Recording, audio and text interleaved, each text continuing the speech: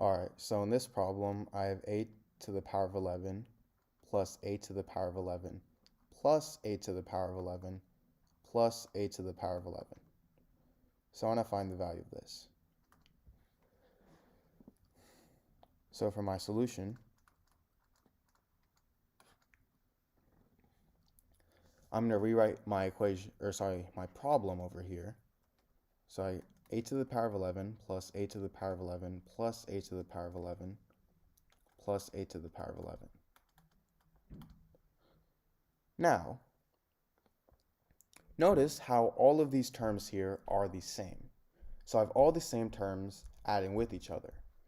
And if I have something in the form a to the power of b plus a to the power of b plus a to the power of b plus a to the power of b, I can simply just factor out a to the power of b from here. So I get a to the power of b times, well, a to the power of b divided by itself is 1. So I get a to the power of b times 1 plus 1 plus 1 plus 1. So in this case, I have a to the power of 11 plus itself 4 times. So I can factor out a to the power of 11, and I get a to the power of 11 times 1 plus 1 plus 1 plus 1. And now 1 plus 1 plus 1 plus 1 is equal to 4. So I get a to the power of 11 times 4. Now from here, a to the power of 11, I can rewrite this as 2 to the power of 3. All I did was rewrote 8 as 2 to the power of 3. And now 4, I can also rewrite this as a power of 2. 4 is the same thing as 2 squared. From here,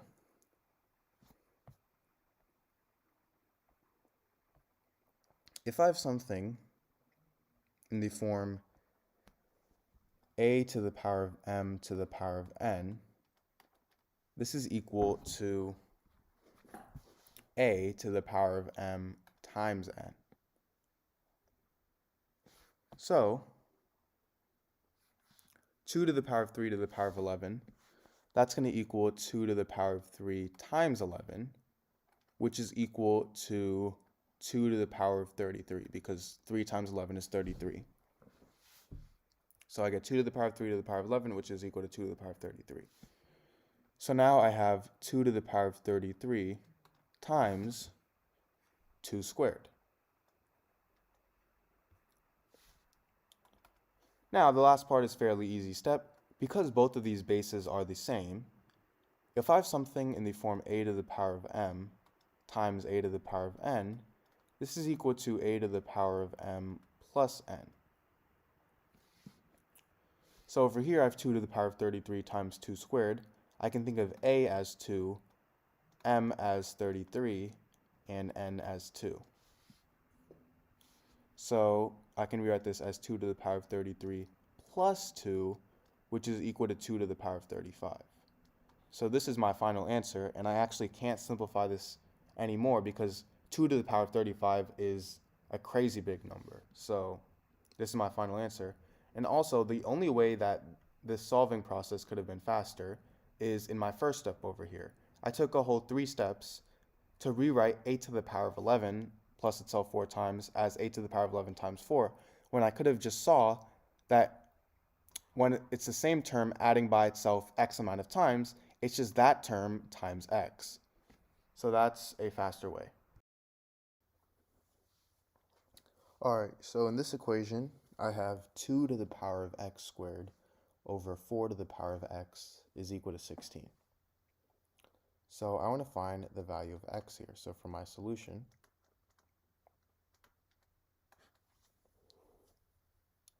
I'm going to start by rewriting 4 as 2 squared and 16 as 2 to the power of 4 so that all my terms are in powers of 2.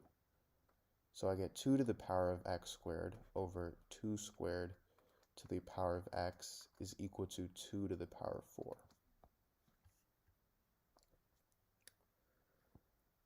Now from here, if I have something in the form a to the power of m to the power of n, this is equal to a to the power of m times n. So 2 to the power of 2 to the power of x, I can rewrite that as 4 to the power of x, which is equal to 2 to the power of 4.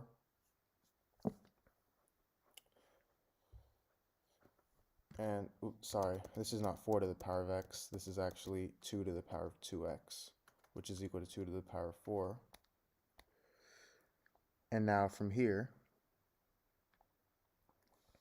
if I have something in the form a to the power of m over a to the power of n, this is equal to a to the power of m minus n.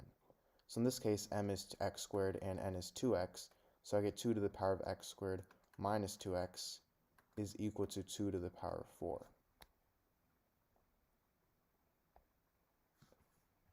Now, if I have something in the form a to the power of m is equal to a to the power of n, this means that m is equal to n.